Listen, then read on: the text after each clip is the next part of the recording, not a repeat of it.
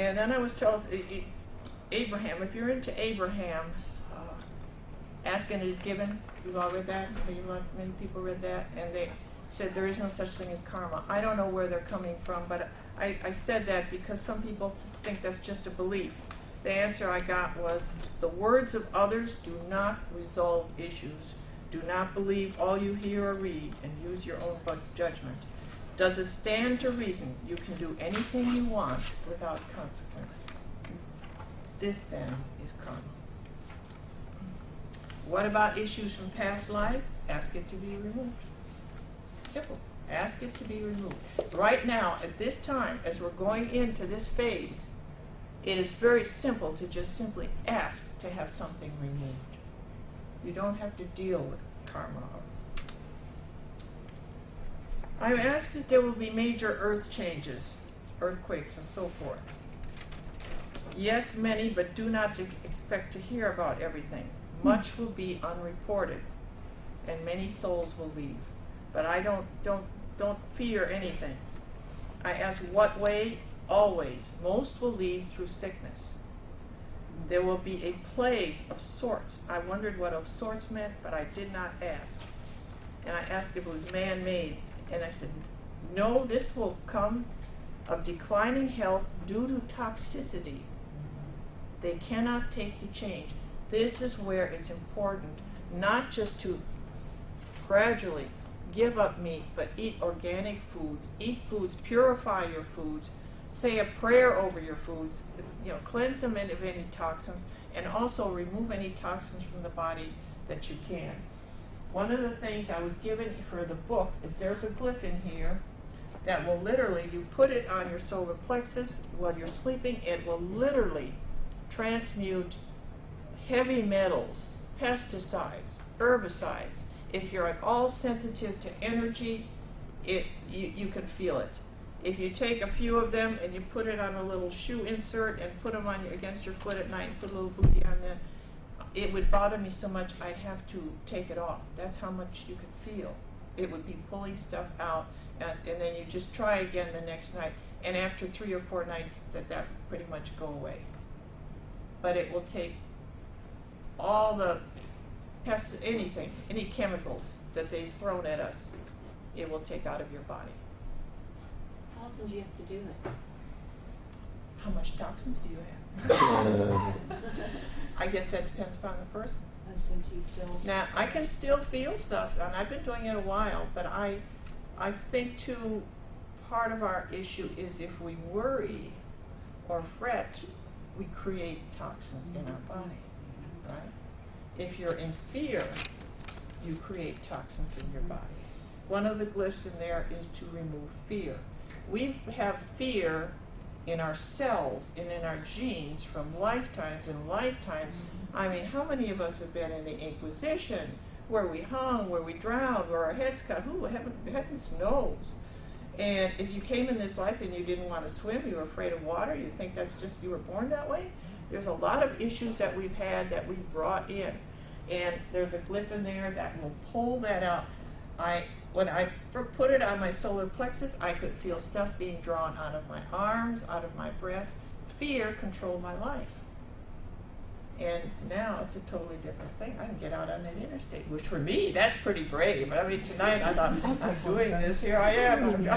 I'm a recluse. I live up in the mountains in the middle of nowhere, and I love it there. And for me to have to come out here, but that's okay, because I have to do that. This is what I'm supposed to do. I can't tell people, I can't give out a message sitting at the top of my mountain by myself. So this is why I'm sent here. And so I had to get rid of the fear. I was so fearful when I was growing up that I turned down a free college education because I was afraid that I would have to get up and speak in front of people. That's fear. Fear controlled my life. And I can imagine that's why I chose that. I mean, we all choose this. Whatever you are, whatever your issues are, you chose that. And I chose that because I really would have to work to get rid of it. Now, how many of you are afraid of public speaking? Oh, okay. Now think about that.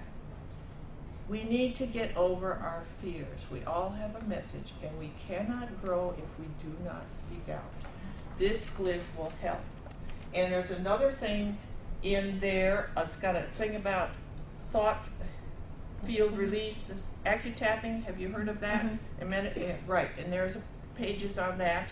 Will tell you how to do that. And that's what I did for fear. I kept getting this message I should join Toastmasters. And so finally, after years of getting this push that I should join Toastmasters, I joined, and this one fellow, they give you a mentor. I was given a mentor, and he said, well, I have this technique that would help you if you need any help. And I thought, well, I don't need any help, I'll be all right. And so I got up to give a talk one time, and I still remember it was about the evils of sugar. And I was writing on a chart, and my hand was shaking so bad that I went to him afterward and I said, did you say there was something you could teach me that would help? And so he kept my husband and I after the class, and he taught us all about tapping. And the book will tell you about that. The book has got great information about that, because you can literally tap, and if maybe like sometime we have a class on it, tap on acupuncture meridians, whatever you're afraid of, snakes, spiders, public speaking. I mean, how many times we hear, I'd rather die than get up and give a talk in front of the public. Or other things we fear. A lot of us have fears that we don't even want to talk about, that we've hid in the closet. Get rid of it. We gotta go. We gotta spread our wings and fly. We're gods. We're all gods. We can do anything. We can do anything. Nothing can hold us back but ourselves. Nothing can hold us back but ourselves. What is a glyph? Okay. Glad that you asked. This is the book, Unlocking the Power of Glyphs. I think of hieroglyphics. Okay? Symbols. And these are drawings. Here's one, here's a glyph. And there are 30 of them in the book. And this one here will literally pull remnants of anger, fear, and resentment out of the body. Shoulds.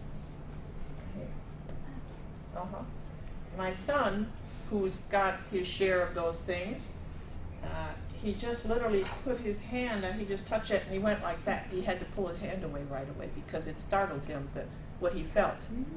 Yeah, so there's things in there that, and there was one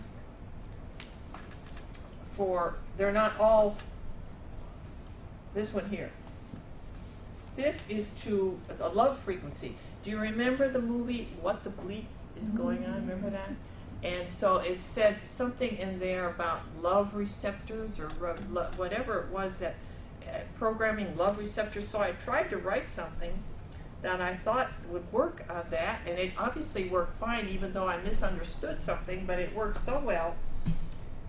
One evening, we were supposed to go to a dinner, a Toastmaster dinner, at somebody's house. And I had a headache, so my husband went without me, and he got lost. And he drove around and around, and when he came home, he was so angry. He was so angry. And, I mean, they gave him the wrong directions, and blah, blah, blah, blah, blah, blah, blah, blah. He was blaming, of course, I know how it is, you blame everybody else for anything. And so he was just going ranting and raving, and I took one of these glyphs while he was still ranting and raving, and I took it, and I put it over his heart chakra. And he said, "What did you do?" "I wanted to be mad," he said. So when you use these on yourself, do you take them out of the book or do you make a photocopy? You cut them out. You can make a photocopy. Okay. You can make a copy. But I just ask, don't share them with all your neighbors. Right. Just let them buy their own book. All the proceeds go to charity. But you can make a copy so you don't have to use them all, although each one has at least 2 pages of these glyphs. Okay. And you can take them, get some kind of a soft medical tape, and you put them on your, solar plexus,